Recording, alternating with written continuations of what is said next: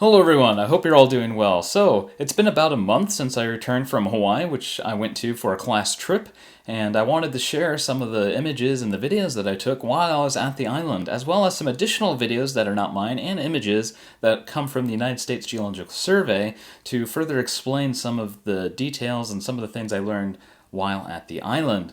So this is going to be a longer video, bunch of images and some video clips, as well as some of the rocks that I collected on the island towards the end of this video. So if you want to see those rocks, they'll be towards the end of this video. And this is going to be a longer video, so maybe get your favorite beverage and sit back and relax, and I hope you enjoy this video. So let's get into it. So of course my journey began when we took off from the Kansas City airport and flew to Las Vegas. I believe we flew over parts of Colorado and southern Utah. One of the places we flew over, in fact, was where I did my first field camp in my undergrad year, in the year, I believe that was 2021, in Hurricane, Utah. That's it, right there. So it was cool to see my old field camp mapping grounds. So of course we then took off from the Las Vegas airport and we flew over California, and down below you can see some evidence of old volcanic activity, some lava flows and lava fields. Certain areas you can actually see some faulting. In this picture here you can see a nice strike slip offset in this rock. One of the places we ended up flying over was Yosemite National Park, and you can see Yosemite Falls from the distance, and it was really flowing. To be able to see the waterfall that size from that high up in the airplane, it must have been truly massive. Not only could you see the falls, you could also see Half Dome, so it was really cool to see that from the sky.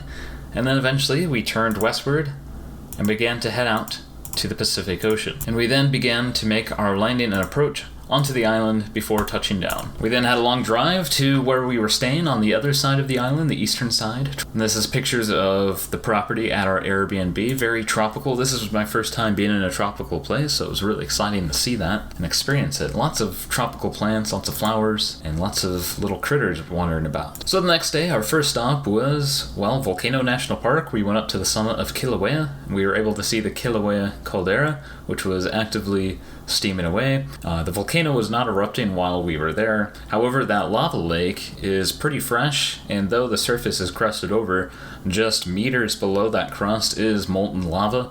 So there's going to be a lot of heat still associated with that, and the magma chamber isn't too far down below, and due to all the fissures and faulting and cracks in the earth, there was all kinds of fumarole activity going on in the crater, as well as right next to the visitor center. The Kilauea caldera, of course, collapsed in 2018 at the climax of the 2018 Liana Estates eruption. So once all that lava erupted in Liana Estates, that lava was no longer supporting the overlying rock in the magma chamber, which then caused the overlying rock to then collapse into the magma chamber, which then caused massive drop-down block faulting into the magma chamber. You can actually see all these scarps and blocks that were faulted down and fell into the magma chamber, creating this large depression known as a caldera. And if you look in some of these pictures here, or in the video footage, you'll actually see that some of the drop-down blocks, you can see one of the roadways that was dropped down into the crater.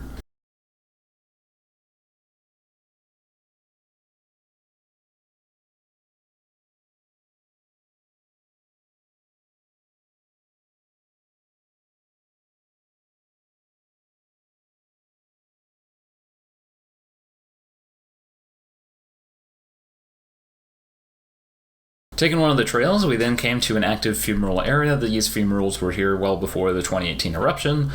Lots of sulfur growing in these fumaroles, in these fissure systems. Lots of hot steam in the air. Now these fissure systems are here with the sulfur fumaroles because we are at the edge of a fault, likely an escarpment from a previous caldera collapse, or perhaps just normal faulting activity. So this fault is a deep fracture, and this fracture is going to dive deep into the rock, which then acts as a fluid or gas pathway for fluids to travel up through, which then allows the heat from deep below to come up to the surface, and that's why we have these sulfur fumaroles here in the first place, because the faults act as pathways for these fluids and gases to the surface. Further down the path, we came up to more of these fissures that were actively steaming. It was really cool to see because it's just completely surrounded in vegetation, and the next thing you know, there's a giant crack in the earth, releasing all this hot heat and moisture into the air. Quite intense heat that you'd get blasted with. You definitely wouldn't want to fall into these fissures. I don't think it'd be very pleasant. We then came up again to a nice overlook of the caldera,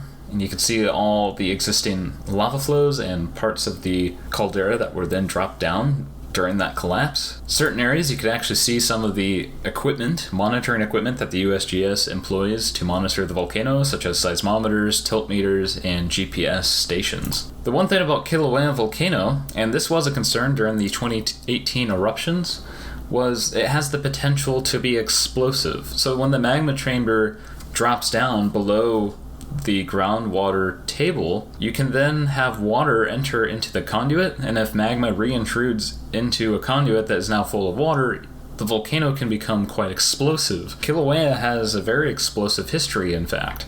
So this will send huge Plinian-style ash clouds into the sky, which then can collapse on itself and produce pyroclastic surges or pyroclastic flows. So we actually came across some of these deposits on the trail. So this picture right here, this is some ashy pyroclastic material, and you can see these lines in it.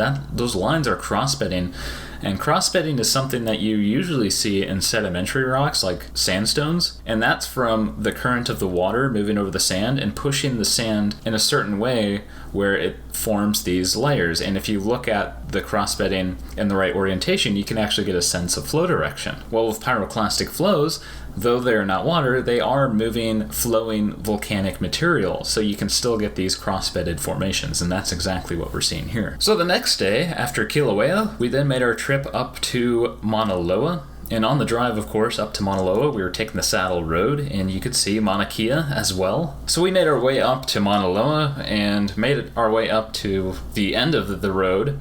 As you can see, it was destroyed by a lava flow here, and this lava flow is from 2022. This is from the 2022 Mauna Loa eruption. So you had a big fissure eruption upslope, which then produced these fast-moving lava flows. And in this case, this was an A'a lava flow, which overtook the road and also destroyed power lines. And if you don't know the difference between A'a and the other type of Hawaiian lava flow being Pahoehoe, A'a lava flows are these jagged, thick, blocky lavas.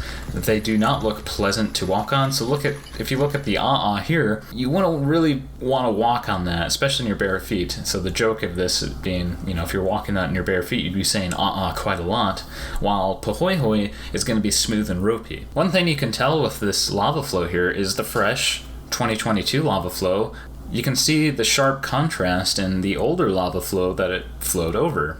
This here is a picture of what just looks like a huge chunk of lava, which it is, but in this case, this is what's called a lava ball. So you can get these big blocks of lava that are rotating on itself in the flow, and you can actually see these in certain videos online of these active lava flows. So these are big chunks of rock that are traveling in the flow, and they're rotating, and it's kind of like a snowball effect, and they slowly get bigger through time the more they roll and tumble, before eventually coming to rest once the lava flow stops, where they get big enough where they just come to a rest on their own. Here's the edge of a lava tube system that partially collapsed, and well, this is the look in one of these lava tubes. And if you look at the roof here, you can see all the little lava stalactites that were dripping off the roof of this lava tube due to the intense heat. And then here's another nice lava tube. So with these lava flows, typically in Pahoehoe fields, you'll get the lava flows starting off as just, a lava flow, but that upper crust cools, and that acts as an insulator. And through time, you can start to develop these lava tubes because, the upper crust may be solid, but the material down below is still flowing. So this allows these lava flows to travel great distances because that upper layer is keeping the lava nice and hot and insulated, and it can keep on traveling downslope.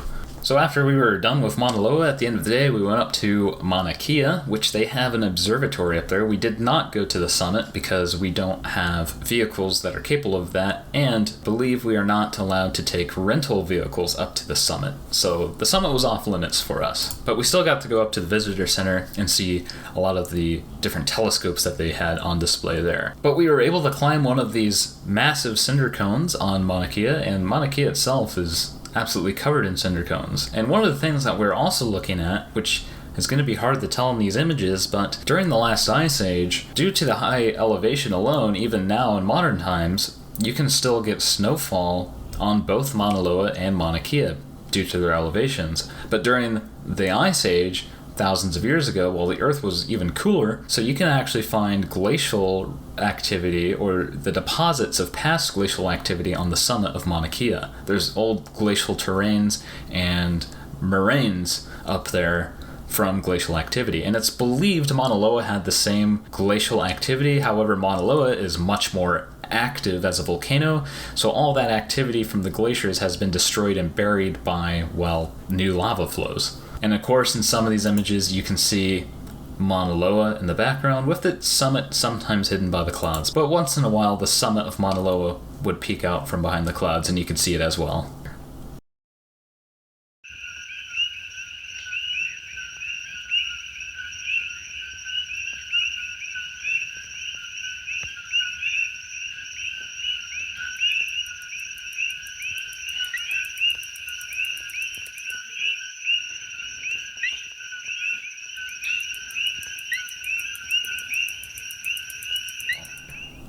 So continuing on to yet another day, we then made our way to the new USGS headquarters, or I should say the temporary USGS headquarters, due to the destruction of their main office near Kilauea volcano during the 2018 eruption. So they had to move to a different location until they can set up a permanent building. After our morning with the USGS, we then took a more pleasant drive up to go see some of these waterfalls and the various overlooks near the northeastern coast.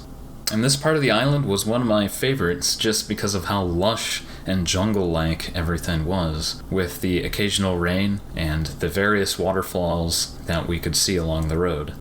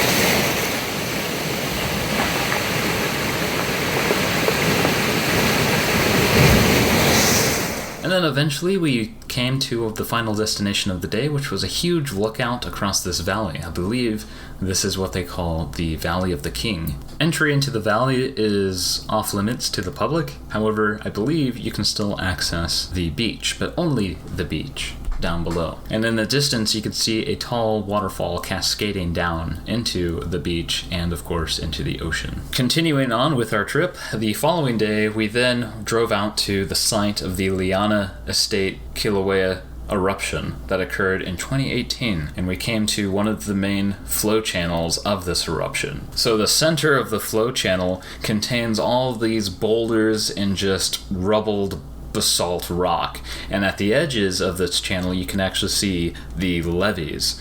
Now, as that lava is cruising on through, it is acting just as water would in a river surrounded by levees. Now, if the lava overtops these levees, it is then going to deposit a layer of nice, hot, fresh lava, but once that lava cools, it then adds to the height of the overall levee. And since this eruption was also quite fresh, being from 2018, the rock was still very glassy and sharp. You definitely wouldn't want to fall on these rocks, so you definitely have to watch your step, and as you walked on the surface of these rocks, you could just hear that crunch of the glassy basalt below our feet.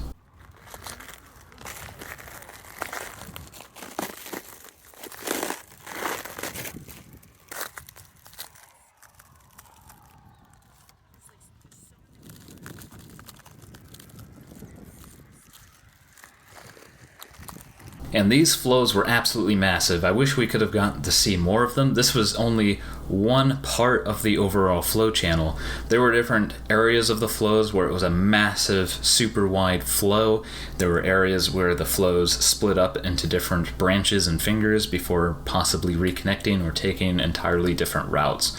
Overall, this eruption wiped out over 700 different structures and made its way to the ocean, adding on additional landmass to the island. Nearby was another trail which took us to a really unique spot where there was lava castings of different trees. So at one point there was a lava flow a long time ago that came into a forested area, and when lava comes in contact with a tree, well, it'll go around the trunk, and where it is in contact with that trunk it can cool, but the lava is still really hot, and it essentially incinerates the tree, and the tree basically just turns to ash, which leaves behind a void, basically a cast or a cave in the shape of a tree. A lot of these were sticking up like chimneys. We also seem to be close to the source of possibly the fissure site where these eruptions were occurring, because just right next to the visitor bathroom was a super deep fissure. And it's kind of scary. You could just be wandering through the jungle, and next thing you know, you fall into the abyss. And I could not see the bottom of this particular fissure, so who knows how deep down it really goes.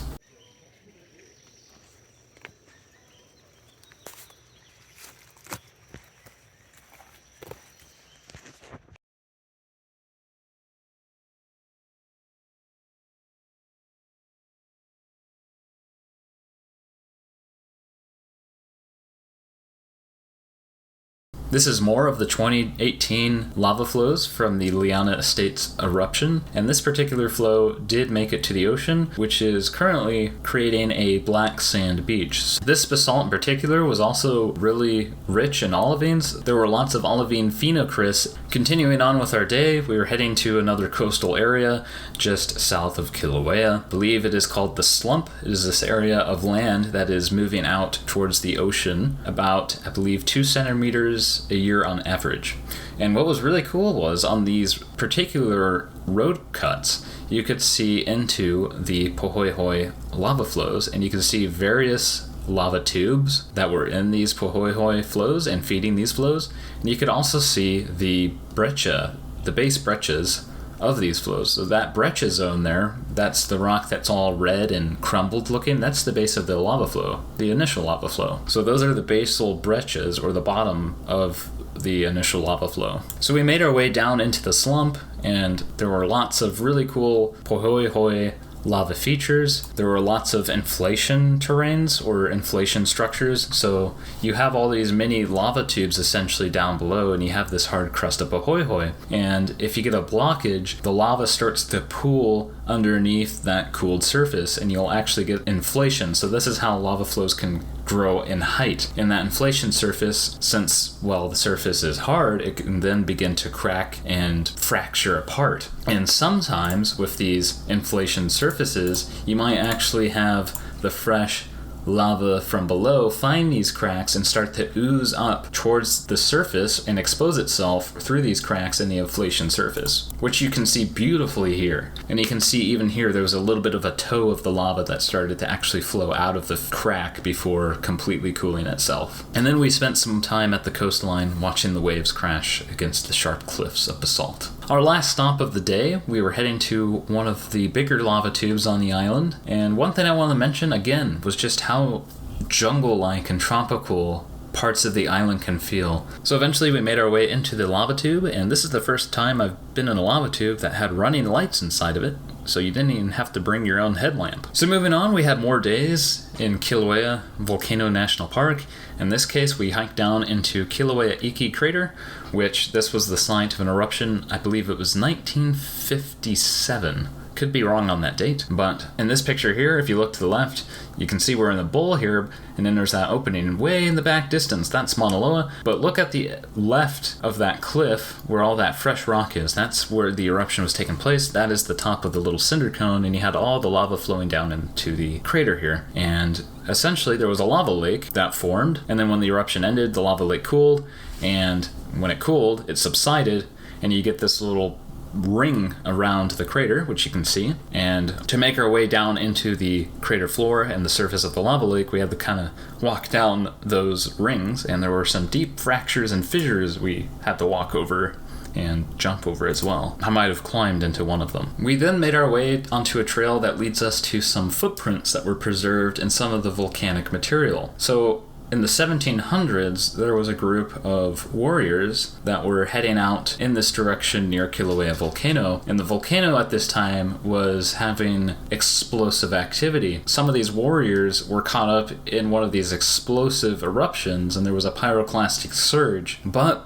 because of these eruptions, there's all kinds of footprints that were preserved in these volcanic deposits. So here's some images of the deposits here. So this is a whole bunch of pyroclastic surge deposits. It's a whole bunch of pyroclastic and ashy material. Now this is a really cool sample that was pointed out to me. You can see these little round balls in here, and I can't remember what they're called. They're like little accretionary balls of ash.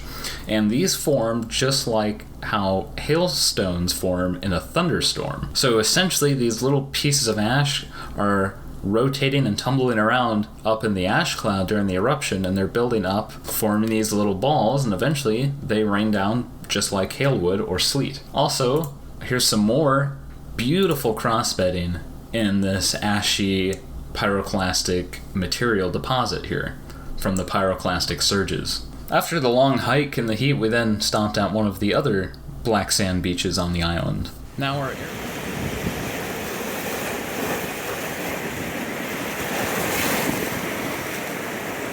At the end of this particular day, we had to move into the other place, the other Airbnb we were staying at on the other side of the island near Kona. We also had a beautiful view of the Hololai volcano. So on this day, we returned to the beach, but not just any beach. We went to the famous green sand beach. This is a beach almost completely made of olivine. So this particular beach is inside the old remains of a volcanic cone, a tephra cone, and you can see all the materials that were ejected out from this volcano that are building up the edges of the cone, or had built up the edges of the cone, but since then wave action has eroded into the cone and is actively destroying it. This particular cone inside of the eruption was olivine rich, so all the olivine is now making up the sands on the beach. And the conduit for this actual eruption is probably just off the beach under the water surface, buried below all kinds of sand and rocky material. Also nearby was a site where people cliff jump into the sea, and there were these massive holes. You could see the wave action coming into the basalt rock down below and coming up and rising down.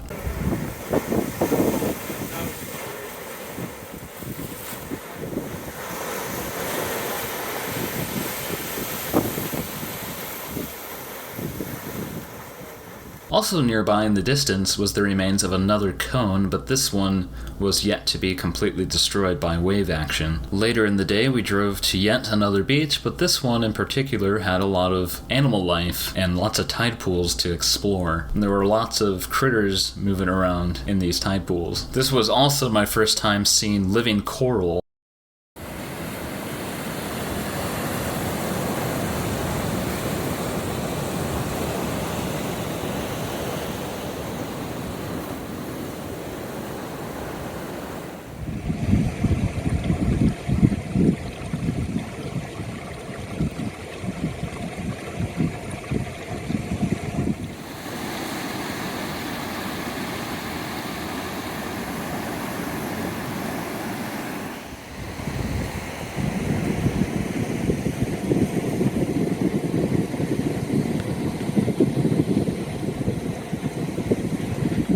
One of the last days, woke up to a large cruise ship just off the coast. So on this particular day, we went to a lava flow that has a lot of xenoliths. So a xenolith is a foreign rock that was incorporated into the existing magma or the resulting lava flow if that magma reaches the surface. So a lot of these are mantle xenoliths, which are your peridotes.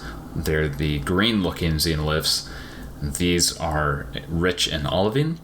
and some of them also have pyroxenes in them, and these are mantle xenoliths, so these are physical chunks of the mantle that were ripped up and incorporated into the magma, and the magma ascended to the surface fast enough where it was able to keep these materials in the conduit because they are dense, and typically they're more dense than magma, so they will sink through. The magma had enough force coming up to the surface where it was able to force it all the way to the top, and it was erupted into the lavas. And because of the violent path that they had to take up to the surface, as well as tumbling around in the lava flows, a lot of them had a rounded appearance, similar to what you would see with rounded stones in a river channel. Stones in a river are being transported, they're bouncing around and rolling around. That's going to knock all the sharp edges off, and they're going to become rounded. And you can see a lot of the xenoliths in this lava have a rounded shape to them due to similar processes, except in lavas and magmas rather than a river. The ones that aren't green are loaded with plagioclase feldspars, and I believe these ones are more of a gabbro, so these would represent chunks of the solidified magma chamber or part of the magmatic system at shallower depths below the volcano rather than from the mantle. We also hiked up to one of the quarries, and this quarry is at a trachyte cone. This is a large tephra cone that was built in a more explosive eruption. Now, typically, Hawaiian volcanoes are more mafic in composition, basaltic. When magma is underground for a long period of time, it undergoes fractional crystallization, and you get compositional differences, and essentially you're starting to crystallize out the more mafic minerals, and this leaves behind a lot of silica. So your rock and magma is actually becoming more silica rich, and it's increasing its viscosity and its volatility. So when it does erupt, it tends to be more explosive. And this is a explosive cone, and all this debris here that you see in these pictures was ejected from the volcano and eventually built up a tall cone. And it also resulted in trachyte lavas later on. There are also chunks of pumice and obsidian and all kinds of debris in this quarry. At the end of the day, we stopped at a really cool site where you could find some petroglyphs in the rock. We also took a shortcut which led us through a bee farm, and we had to make our way through some bees. And this essentially wrapped up the trip, and the following day we flew on out of Hawaii, and I got some great pictures of the Big Island as we left. I was able to get a great view of Mauna Kea up close and personal, with Mauna Loa making up the tall volcano in the background. I also got a great view of the observatories on the summit of Mauna Kea. Also got some cool pictures of Arizona and some of the volcanic fields there, as well as views of the Grand Canyon. In this particular picture, you'll see these snow-capped mountains. This is San Francisco Mountain, which was a tall stratovolcano, and at one point was over 16,000 feet tall before it had a catastrophic collapse. You can also see some of the smaller cinder cones around this volcano because it is a volcanic field, and the volcanic field itself is still active. And you can see one of the more recent lava flows in the foreground off to the left. Alright, so here's some of the samples that I collected while I was in Hawaii. Obviously, these are all volcanic rock, since that's what the whole island is made up of for the most part. It's volcanic extrusive lavas. So let's begin with these ones over here, which you can see are rounded. I collected these off a beach, so they've been rounded by the waves. So this is a vesicular basalt. The vesicular, that's basically what all these little holes are. They're little vesicles, and that's essentially where the gases were entrapped into the lava. At the surface of the lava, they can escape. If they are trapped deeper in the lava, well, you still get these little holes. So they're basically the leftovers of the volatiles and the gases that were trapped in the lava when it was cooled. And then, of course, these green minerals here, that's your olivine, that's a silicate mineral, and it gets its green color from its iron or magnesium contents that make up its mineral chemistry and structure. So I mainly collected this just because it's olivine and it's a really cool rock. This is the first time I've been able to collect a volcanic basalt, a lava rock like this with visible olivine. I have another one. You can see just how loaded some of these rocks are with the olivine. I think this might be a different composition, perhaps from a different flow, just based off of it being a lighter color. These both came off the same beach. You can just see all that olivine in there. Here's another one. You can see, again, more olivine. Now these olivines, these are going to be known as phenocrysts. So a phenocryst is a larger mineral in a lava compared to perhaps smaller minerals or just the ground mass. So I don't really see any other minerals besides the olivine. The rest of this rock is just the ground mass. If you were to use a microscope, you might be able to identify more minerals. But for the most part, the only ones that are visible, as far as I can tell right now, are these olivines. And since they are larger than everything else, they are phenocrysts. I guess I don't need to show you all these. They're pretty much the same after just a couple, right? There's just more basalt with lots of olivine. This one, actually, the olivines are starting to weather out a little bit. So olivines aren't typically stable at the surface, so they'll start to erode out and weather, and they kind of get a little nasty looking and start turning brown, and eventually they can start crumbling.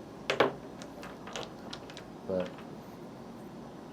now these olivines, I should also note that these olivines, they are phenocrysts. Ooh, that's a good one there. It's pretty big. So these olivines are not growing in the lava. They were already present in the magma.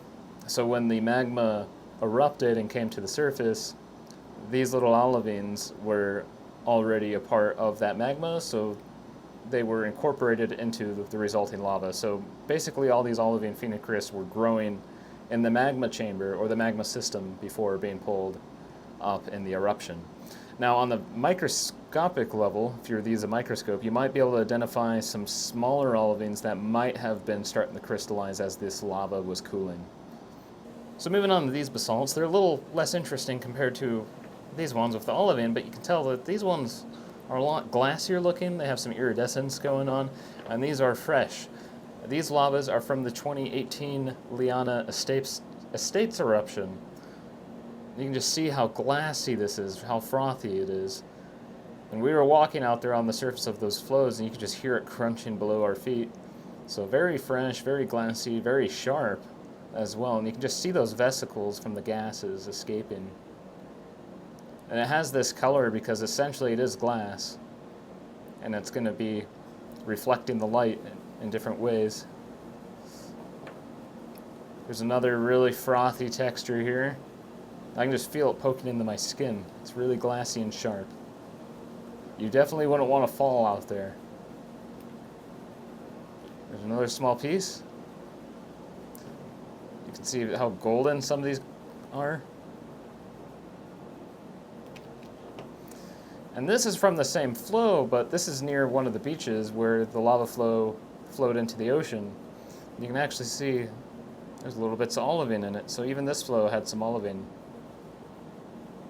And then there's a large vesicle here, perhaps where the lava was folding in on itself. It's cool to be holding a piece of the 2018 eruption, because I remember all the way back in 2018, I was working at the sawmill, and I was into geology heavily.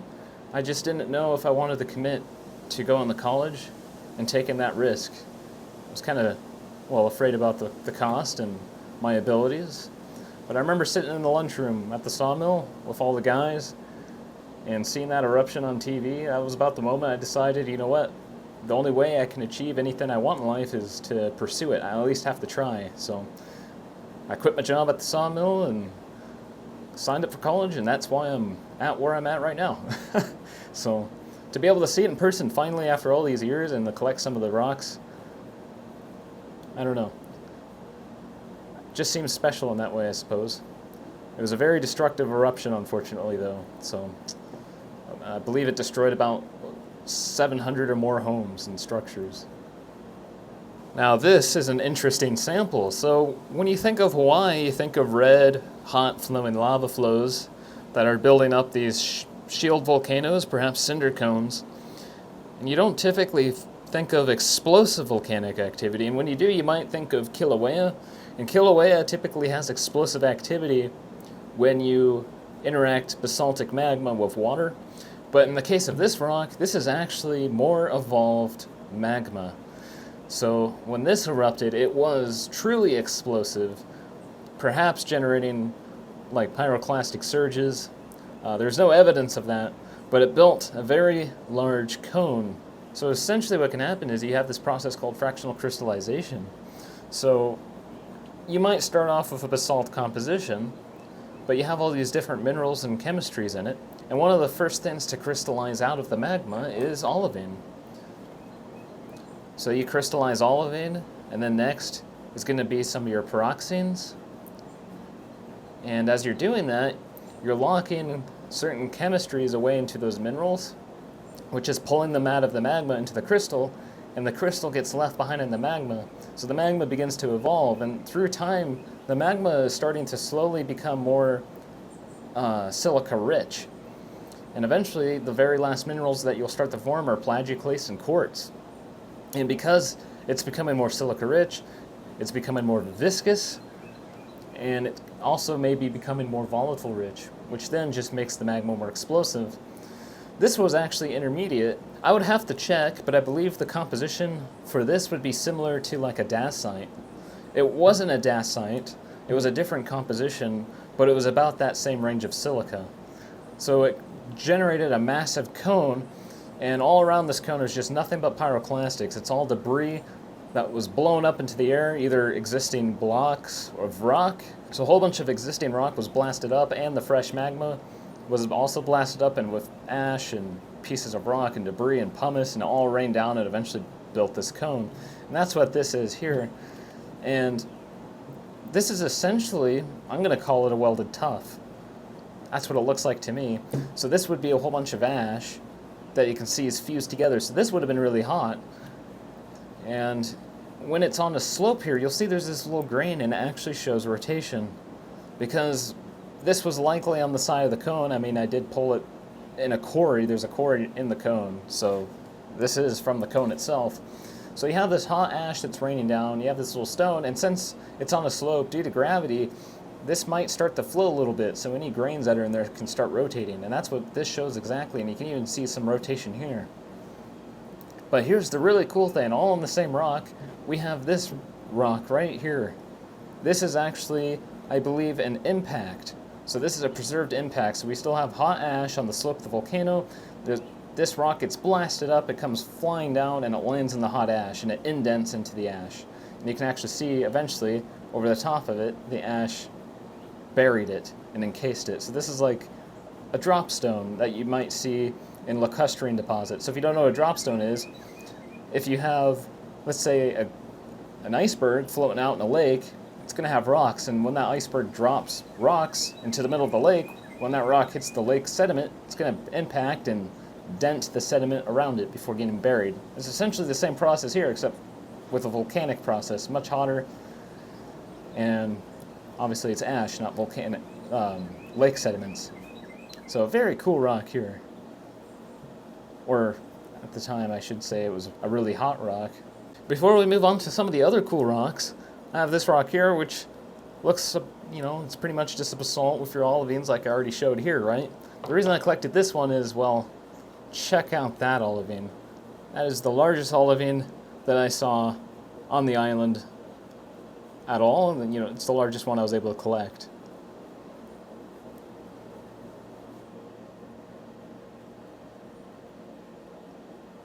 This is a great sample. You can see, compared to some of these other large olivines I was able to get, this one's massive. I collected this one when we were on our way to the green sand beach, which also has tons of olivine, and the green sand beach is basically the inside of an eroded cone that was very olivine rich. A tuff cone, I believe. Now I'm going to show you these last few samples, and these rocks all contain xenoliths. These ones here were from a lava flow. I'm going to put them aside for now. I'm going to talk about these two first. These are from a cinder cone on Mauna Kea. That's where the observatories are. So this is from a cinder cone. So this was blasted up into the air, and it cooled, and it trapped this xenolith. That looks like olivine, and essentially it is. It's actually a whole bunch of olivines instead of individual crystals. So with these lavas here, these are individual crystals of olivine, whereas this is actually more of a rock because it's a whole bunch of individual crystals that are fused together. So this is actually a chunk of the mantle. This is a mantle xenolith. Since this is mostly olivine, this is likely a dunite. So when it comes to mantle rocks like this, they're known as peridote. So this is a peridote, and that's a generic term for an ultramafic rock like this. Peridotes, you can divide them up into different types of categories of the rock. You'd have to use a tertiary diagram, and the way that works is you'd look at this rock and you determine its volume. You would determine its volume by percentage of the minerals that it has in it. So this rock here, this peridote, to me that looks like it's almost 100% olivine. So off the top of my head, I know that a rock that is almost 100% olivine, that is going to be a dunite. So dunite is a peridote, but when you say dunite, you're denoting a very, you're identifying it essentially based off its mineral composition here. And there's a whole bunch more that I can't remember at the moment, but one that is mostly olivine is going to be a dunite, but it's still a peridote. Peridote is the generic term. But this is essentially a piece of mantle that got ripped up at some point, and it survived all the way to the surface before it got erupted. So this is actually one way we can study the mantle rocks, is by finding rocks like this that, well, pulled up pieces of the mantle. This is also from Mauna Kea, from the same cinder cone. This is a massive xenolith here, and it appears to be a different composition, or it's just completely weathered olivine, but I'm not entirely sure. It could be a different composition of ultramafic rock. It's still a peridote, but to determine which one, you have to look at the mineral assemblage, the chemistry. But this whole rock is actually a volcanic bomb. You can actually see some of the flow texture here, and this is from when it was going in the air. Most of the bomb has been broken. There was probably a whole another section that was over here. So this was probably some kind of spindle bomb, football shape. So as this was ejected out of the cinder cone, this was still molten.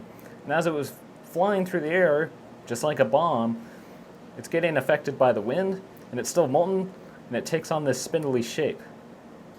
I have actually a smaller bomb right about here. This is a smaller spindle bomb. It's more like a missile, actually. But this is considered a spindle bomb. So again, this is a molten piece of rock that was ejected from the volcano, and it cooled in the air before landing onto the ground. Now sometimes they're still molten when they land, and that can give you different textures depending on what it is. Sometimes they'll land and plop and they'll look like a cow patty, and I think that's what they're actually named them, as cow patty bombs. Sometimes they'll land and start to rise, and they'll start cracking at the surface like a loaf of bread. But yeah, this is a little spindle bomb. And this was likely a spindle bomb. You can see that shape of it here compared to the smaller one here. This just happens also to have a xenolith. So before I move on to the other rocks that have a xenolith, I want to come back to this rock, just mainly to talk about these rocks here. So this is obsidian, and I never thought I would find or collect obsidian on the Hawaiian Islands, because obsidian is a lava that you find in higher silica environments for volcanic rocks. So the composition-wise, for this cone that made this rock here, it is trachyte, I believe, is what it was. So you have mafic to felsic igneous rocks, depending on the silica content, but then it can be divided up into three other sections based off of the alkaline metals that it has. So there's calc-alkaline, then there's just alkaline, and then there's a transition. So with the compositions of these rocks here, they are transitional. They're in the transition part of the scheme. So above them would be the alkaline magmas, and then below that would be calc-alkaline. But if you're right in the middle, you're transitional, and that's what these are compositionally. But as far as silica content goes, this has higher silica, so it was actually able to make obsidian. And I think the idea is there was an obsidian plug that was forming at the top of the conduit, and then of course during the eruptions it would get blasted out, because these chunks of obsidian were in the tephra cone deposits along the edge of the cone. They were actually making up the structure of the cone themselves, just little pieces of glass, this obsidian here. So this is probably chunks of the conduit that got blasted. Well, obviously chunks of the conduit that got blasted out.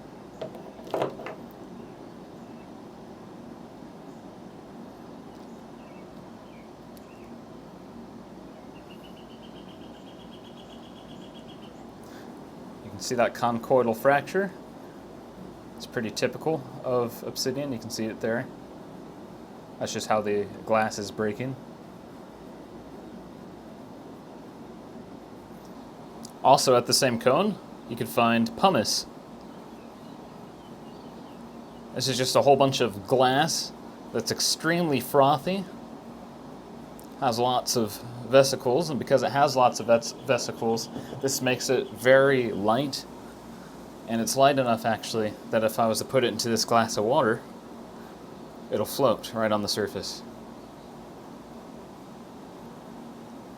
Well, I guess not. That's surprising, actually. You see, it's trying to. Oh. Well, so much for that. Prove me wrong, I suppose. But for the most part, pumice does float on the surface. Perhaps this just doesn't have enough air in it, or a trapped air, for that to happen. Enough empty vesicles on the inside. Alright, now I'm going to show you these awesome xenoliths. So these are from a lava flow. I believe it is from the Hawaii volcano, if I pronounced that right. So this is from a lava flow. These are more xenoliths. I'll just show you this one real quick. This is the less impressive of the xenoliths. But you can see there's one there. And somewhere there's another one. Oh, there it is. So that's a xenolith. And that's a xenolith. So this has two xenoliths. But I'm going to focus on these two here. This is actually quite large of a xenolith in this rock. Look at that. So again, a xenolith, this is foreign material that was pulled into the magma or the lava itself. This being actually the mantle, so this is ultramafic rock. And this is likely a dunite, which is a type of peridot. Peridot, again, if you remember, is the generic term. And I believe it's a dunite because this looks to be almost 100% olivine. Looks like there might be some clinopyroxenes in there. You'd really have to look at it. And it'd probably be easier with the microscope. Then you could see all the fine details that you might not see in a hand sample. But this lava flow was at a road outcrop, and it was absolutely loaded with all kinds of these mantle xenoliths with various compositions. So this is just one of them. This, I believe, is a dunite, peridot. And then there's this one. This is also a peridot, but you'll notice right off the bat, it's quite a bit different looking than this xenolith here. So this xenolith still has olivine, that's the green, but you'll see these blocky looking, kind of darker minerals. Those are likely pyroxenes. So this wouldn't be a dunite. There's a lot more pyroxenes in here. So if you were to use a tertiary diagram, you could take the estimated volume, percentage of volume of these minerals that you see. So if you see pyroxene and olivine, you could try to figure out the percentage difference between the two, and then you can land yourself at a composition of ultramafic rock, and you'd be able to determine what type of peridot this actually is. Really want to focus you in on these minerals so you can get a good look at them. Hope the camera's in good focus. Looks like it is. But all that green, that's going to be your olivine, and all those black chunky minerals, those are going to be your pyroxenes. That's likely augite. Don't quote me on that. Something else you can find actually in peridots is chromite. And in some of the peridots, depending on the composition, you might even be able to find garnet. I don't think you'll see any garnet in these ones. Not even sure if that's a thing in the Hawaiian island chain. Probably not. So moving on from this really awesome looking xenolith, we come to this one. This one's a little different. So the other two I just showed you with all the green, I believe, are from the mantle. They're mantle xenoliths, peridots. But you'll notice right away with this one, there's basically no green minerals at all. In fact, I don't see any olivine in this. Now you'll notice that this does have the black blocky minerals. Those are your pyroxenes.